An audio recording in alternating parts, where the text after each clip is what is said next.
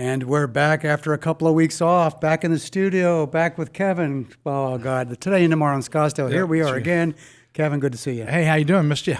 Missed you too, man. We've had a couple of weeks off and a couple times to cool our heels, enjoy what there's to enjoy around this time of the year in Arizona and Scottsdale, which is just about everything. Yep.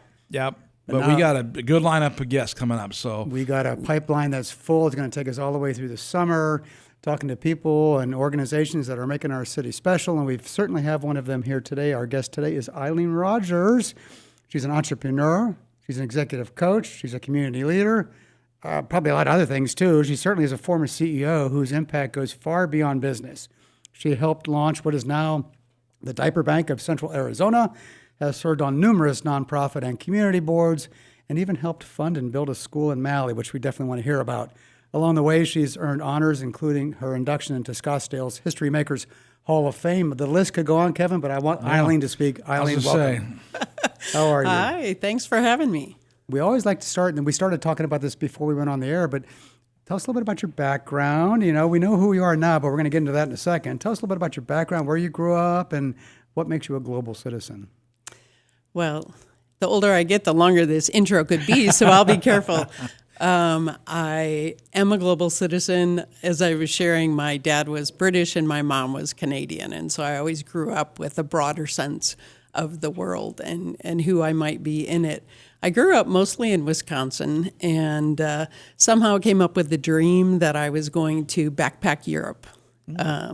And didn't know how I was going to do it, but figured out a way when I was a junior in college, and I did a semester abroad in England.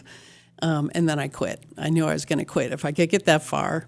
And I backpacked for another 9 months around the world. No kidding. And it was life-changing. wow. Sleeping on trains, had my Eurail passes, and just, you know, this was before mobile phones, right? So maps, I don't know how I did it. Reading maps and figuring it out. But I just hostels and stuff? Yeah, Did ya? hostels, Yeah. slept on trains, you know, just kind of figured things out as I went along. And when I came home, I had $1 left. Oh, boy. Wow. I had my called to the ticket. max. Yeah. But I do have that dollar framed. Do you really? Yeah. And it just lit a fire for me, being alive, new food, new people, cultures, history, and just being able to see what the rest of the world is like. And it defined who I was. So after college, I came out here thinking I'd go to Thunderbird and I'd get an international marketing, you know, master's, go work for an international company and keep traveling, because I knew I wanted to have travel in my life. Unfortunately, when I came out here, I didn't have enough money to go to Thunderbird. In fact, I came out with $500 and slept in my car across the country. So stayed with a friend. I was running out of money. She said, you know, you really need to print your resume instead of copy it. And I said, whatever, and pointed out a little shop on Indian School Road that was a printing company, and I walked in and never left. Wow.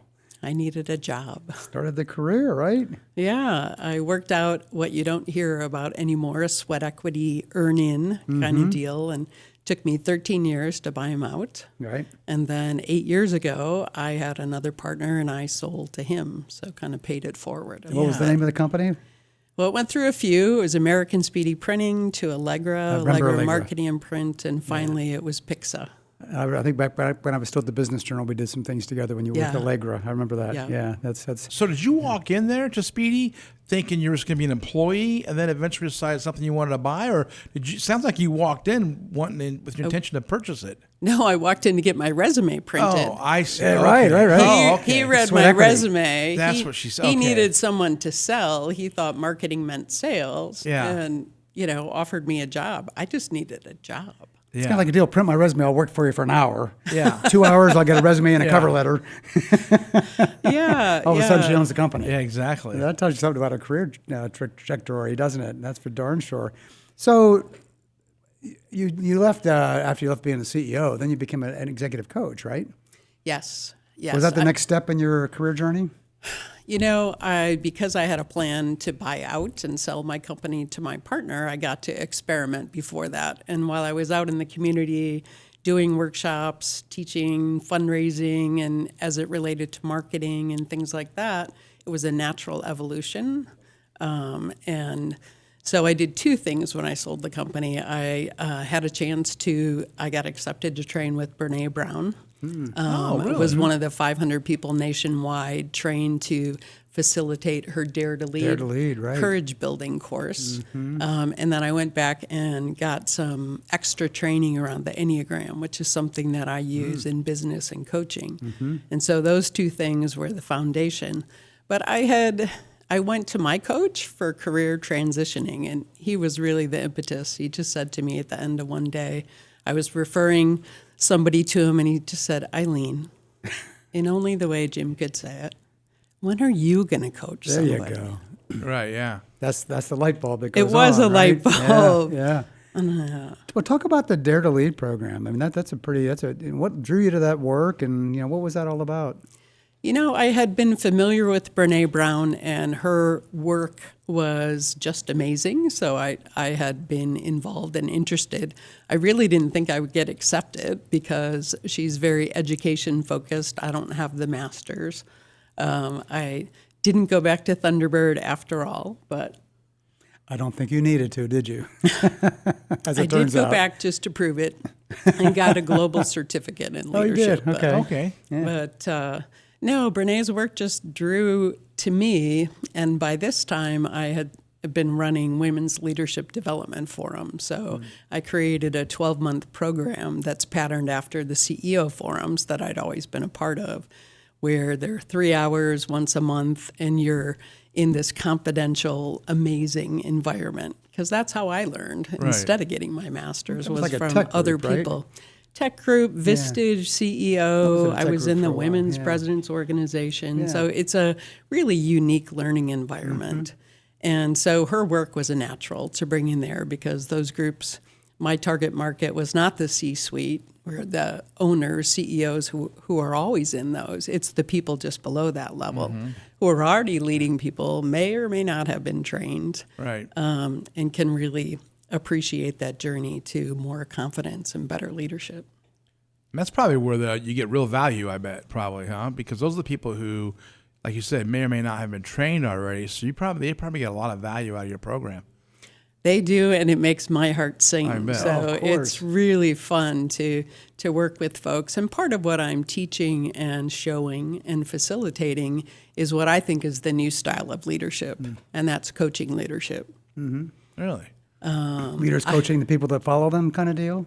Yeah. Yeah, yeah. And with the workforce we have today, they don't want to be told what to do. Command and control is what I grew up with. I don't know about you guys. There's some of that for sure. I actually had an older gentleman once at one of the utilities that I was coaching, and we kind of came to the agreement. He said, I'm really more Jack Welch than Brene Brown. Right. Okay. Yeah. And I said, I can appreciate that, but I'm probably not a good fit for a coach for you. Right. So DARE focuses on armored leadership to daring leadership. What Yes. does that mean? Well, her work has introduced the word vulnerability into the workplace, which I think is fabulous. And people used to think that's a squishy thing or it's a women's thing. Yeah. But her definition of vulnerability is all the emotions associated with risk, uncertainty, and emotional exposure. And tell me that isn't what a leader deals with every hour of every day. Right. And so the idea that you can help people drop their armor, right, and be more vulnerable to be a better leader. In her research, the number one issue that gets in the way in the workplace, and truly in life, is the inability to have tough conversations. Yep. Yeah. And so her line of clear is kind, right, came from the fact that in her research, she found out, she was trying to figure out what makes a courageous leader. And she asked what happens in the absence of courageous leadership to kind of come back into the conversation. And that's where she came up with people aren't having hard conversations. And she said, well, if you're not talking to people, what are you doing? They said, we're talking about them. Yeah. Right? Yeah. So this idea that clear is kind, unclear is unkind. But you can be clear, kind, and hold people accountable. That's the courage part, isn't it? Yes, it Yeah. is. And literally, she said, there is no courage without vulnerability. And she goes around the world challenging people to come up with one. And she teaches NASA and the military, and nobody can come up with one. In her training, does she talk about the man in the arena? I know that's one of her staples Yes, in her talks, but does she actually incorporate it into her curriculum? Yes, yes. And we talk about arena moments all the okay. time. And so you have arena moments every day. There's two things that define an arena moment. An arena moment is when you share something about yourself. It could be your opinion. It could be your art, your idea. And two things happen. One, you can't control the outcome. And two, you can't control what people think. That defines an arena moment. And they could be really big ones for you in the course of your leadership, or they could be, I don't want to make this phone call to tell this person something. But that's where she uses the analogy of the arena. And so to complete the quote and talk about armor, you want to take your armor off to go into the arena. And that the interesting thing as a leader is if you go into the arena more often, it's not going to get easier. She said if you go in long enough, you're going to get your butt kicked, right? But you're going to pick yourself up, dust yourself off, figure out what did you learn, and go back in again. You know, I remember in my career when I've had to have difficult conversations with people, the hardest part is the days leading up to the conversation. When you're agonizing over Agonizing it. at losing the sleep, and then you have the conversation. If you do it with some of the techniques and some of the values that you're describing now, you feel so much better when it's finally over. But it's the days leading up to it, and they don't have to be that way if you can get yourself into a mode where you understand what it means to be vulnerable, and it's okay to be vulnerable. That's a hard thing for some people. It was hard for me to get my hands around for many years too. When you were at the paper, were you a Jack Welch guy or are you a Brene Brown guy? Depends on what paper. Yeah, that's true. At the Republic, I was Jack Welch. At the Business Journal, I was Eileen Rogers. Really? You know? Yeah. Is that because you learned or just? No, and just to give a little leadership lesson, the Republic was a top-down organization. You know, when I left the Republic, I went to a Business Journal, which had a much better, familiar culture.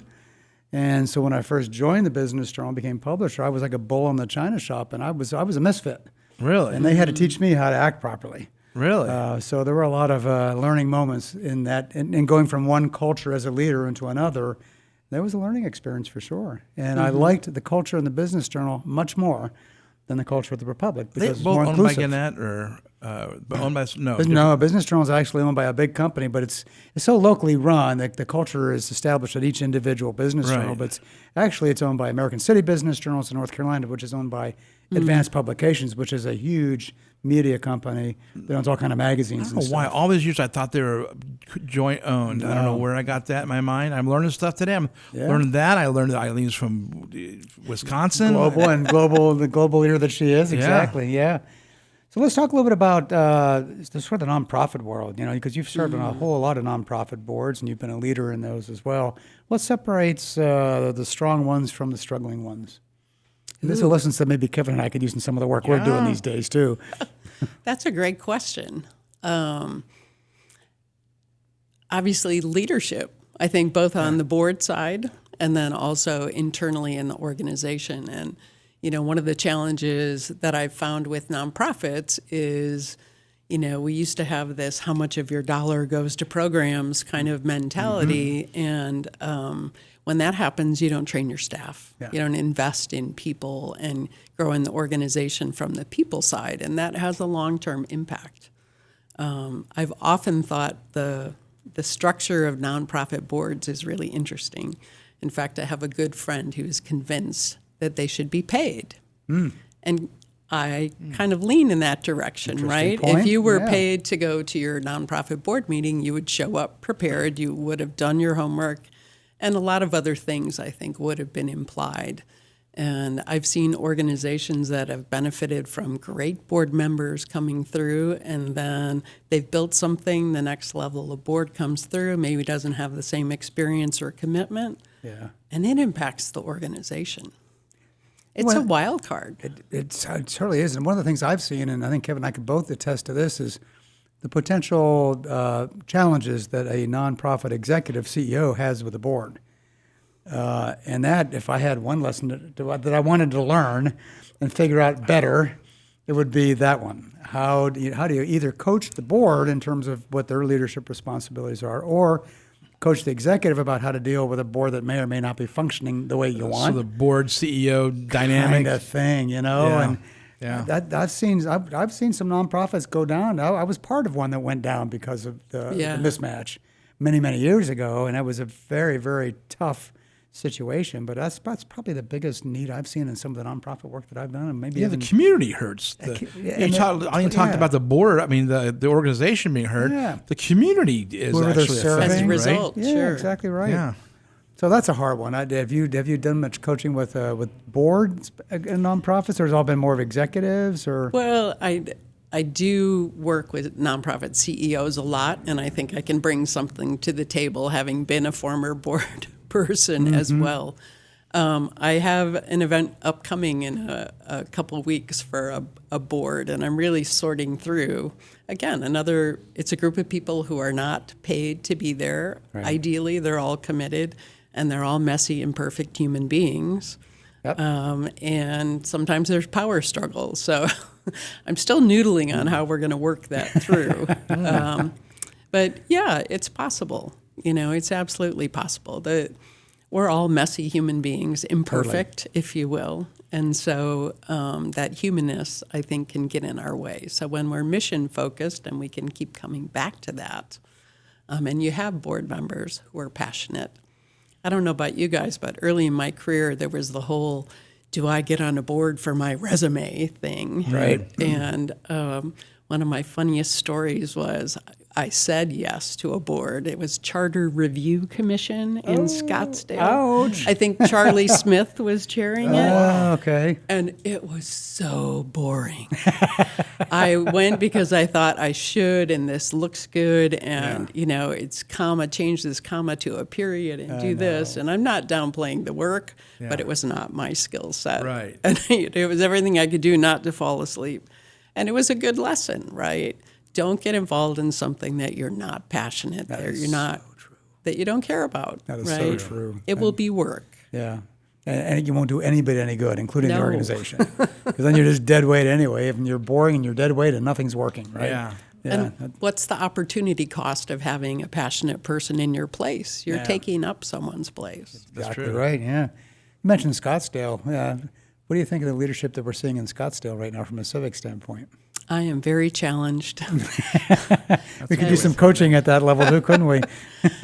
Well, it's, I don't know that it's not reflective of this greater country image of it's all about me kind of thing and what's good for me. And I've had conversations with friends.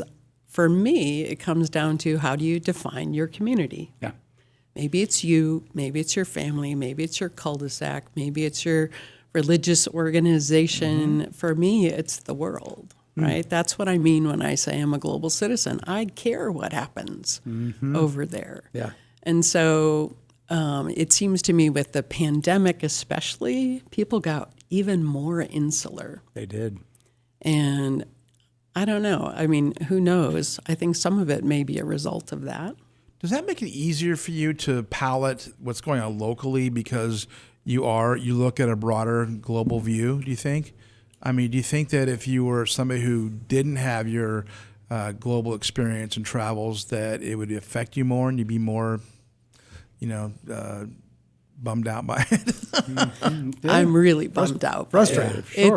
It's hard to look at this community being a 40-year plus resident.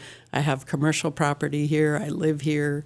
And I know what it's like to make a difference here for the whole community. Yeah. To see it so fractured. It's really frustrating. It's one of the reasons we do this podcast. We've been doing it for over 3 years now because this is a fantastic community full of fantastic people. And sometimes we lose sight of that fact. They don't get they don't get their due. No, they don't. And we shed light on things that are happening every day, everyday people, everyday organizations doing wonderful things that make the city great. Yeah. And they're all over the place. Yeah. And the pipeline's full of future guests doing exactly this kind of work. So that's where I feel optimistic. So when I read or I watch, or I go to a meeting and the current leadership here and get a little frustrated about what they're doing or not doing, I kind of come back to this, thinking about the people we talk to in this on these podcasts about the good stuff they're doing in the city. Yeah. And that gives me hope.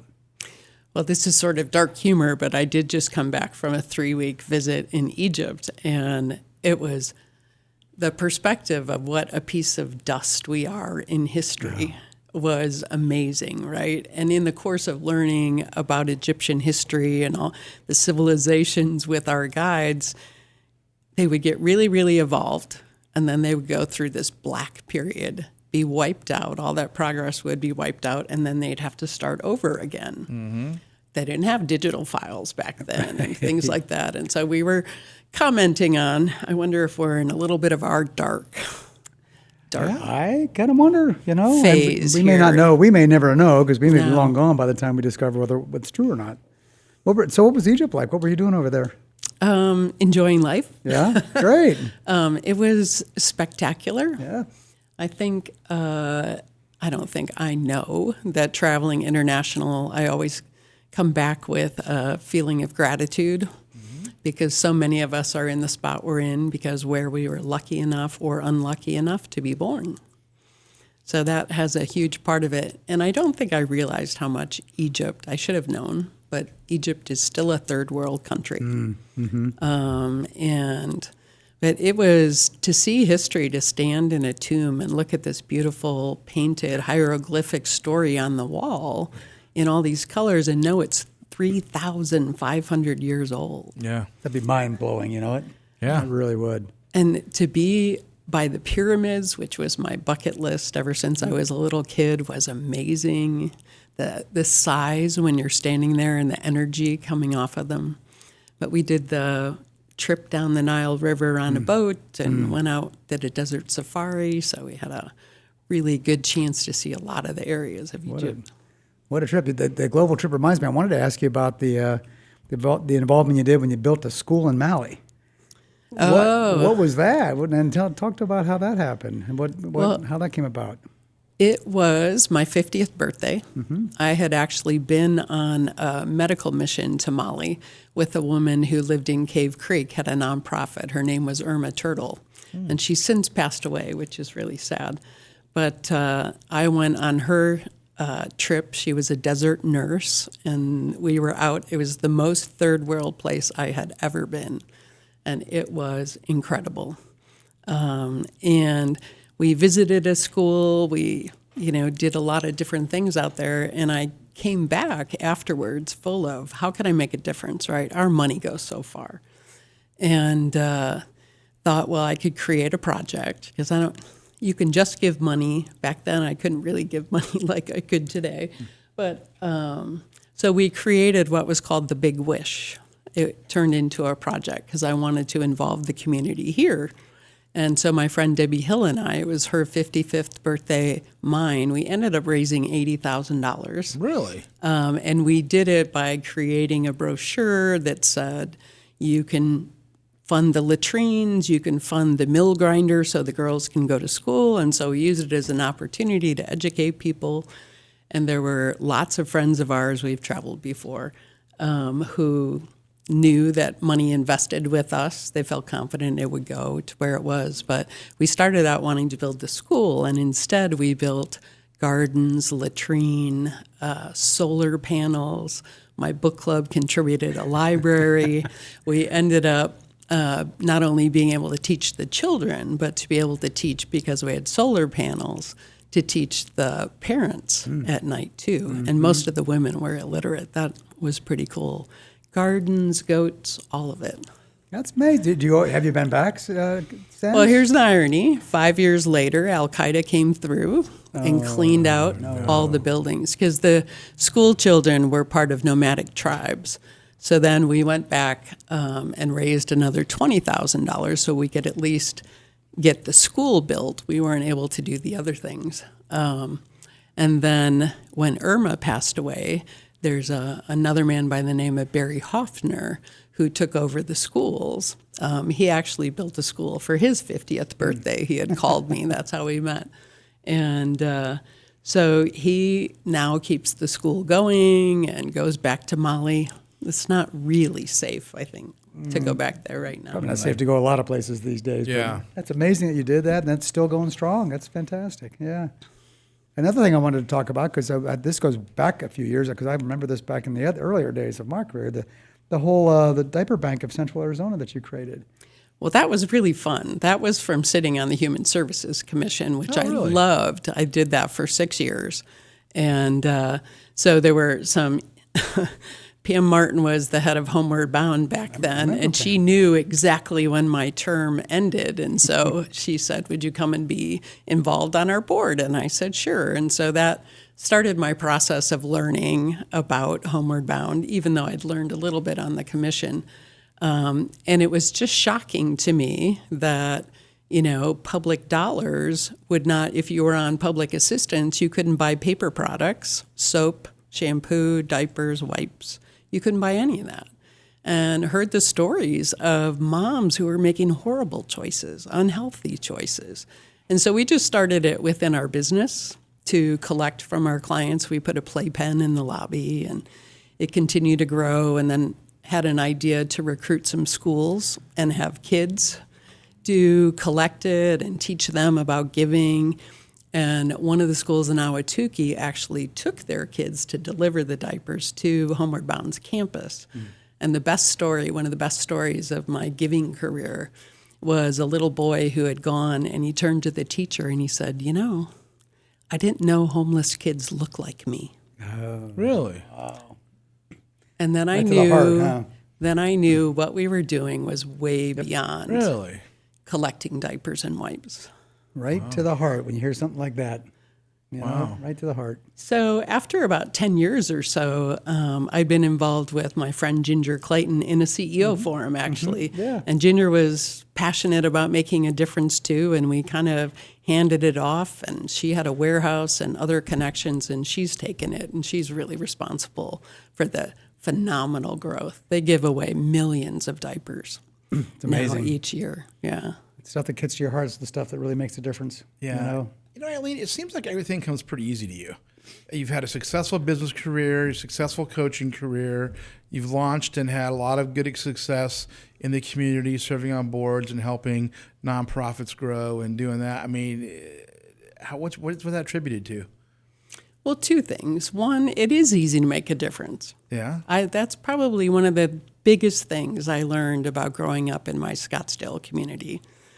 Being able to call a city council member, being involved in making a difference or changing a law or an ordinance. It's really easy to make a difference. It is. I agree with that 100%. Most people don't know that. The other thing I learned is that a lot of people want to help. They just might need to be asked. Or they haven't come up with the idea themselves, but they're open to getting involved. And so my role as a connector is really what comes to me easily. As far as my business, you didn't know about the nights when I slept on the floor overnight because I was running a press. I mean, and going through the recession in 2008. And, there are lots of things that you struggle with. So just good old-fashioned hard work. It is easy to look at someone and say, oh, it looks easy for them. Yeah. It's funny that you said that, though, because when I finally bought out my partner the first time after 13 years, I contacted 5 women who were very prominent, successful business women on the front of the Business Journal and other things. And I said, can I take you out to lunch and you tell me your story? Yeah. And they all said yes, one of whom is my best friend today. Yeah. And but they told me the tough stuff, about how they mortgaged their house to keep their business afloat, and how they had to let someone who was a senior with cancer go, and the hard part of being in business or in an organization, right, that people don't want to do. And that was helpful to me. I learned a lot from them about it's not supposed to be easy, and it's not like it looks like on the front of the Business Journal, right? Everybody's got a challenge to get where they're at today. So you've rappelled off buildings, you've danced for charity, you've taken on some wild fundraising challenges, and you've had all these worldwide experiences and success in your businesses, nonprofits and leadership. All of that combined, If you had to pick one or two things out of there that you're the most proud of, what would that be? Well, it wasn't in the list you mentioned, but I'm most proud of being an aunt to my niece, there you go. who's now turning 21 and Okay. has had travel experiences around the world and is just someone I'm really proud of as a good human being, a good, kind human being. I mean, she was going to protests with me when she was 10. Really? And all kinds of things. So I knew I never wanted to have kids myself, but I had no idea how fun it would be to be an aunt. Right. Oh, that's wonderful. So I'm proud of that. It was funny. I actually went on a different podcast with Jim Hayden, and he asked me, talking about what's success, right? And as part of that process, I went through and I redefined what does success mean for me today. And part of what I teach is separate from milestones and achievements. So what is success? And the definition I came up with, really, I'll share, is I'm really proud of the relationships and impact I've had through those relationships, and proud that I make enough money to be able to give some of it away easily. Right. That's it. Wow. I remember that answer and try to use that one if I can myself I was saying, I someday. write that down. Well, I got to do a little bit better on all those counts, but that's fantastic. At this point, and I have lots of milestones and achievements around selling my business or how I showed up for my mom when she was sick prior to her death. But when you look at your life at 66, it's very different. I was very fortunate to get a lot of recognition and awards and those kinds of things, and they were wonderful, right? But what is success to you today? What are you going to remember, and what's meaningful? It's more actually, Brene Brown uses it. It's ordinary moments. Yeah, I love that. Of connection and love and belonging and those kinds of things. So, but it's not hard to make a difference. You guys know that. I agree with you 100%. I just had a conversation recently with somebody who was on a particular board for a long time, termed out, and was no longer involved with the board, and was telling me about how hard it is to find that. I'm like, are you kidding me? Just look around, and there's lots of things you can do. And he wound up going back to the organization he was with before. So I'm like, I just thought that was interesting. That is interesting, yeah.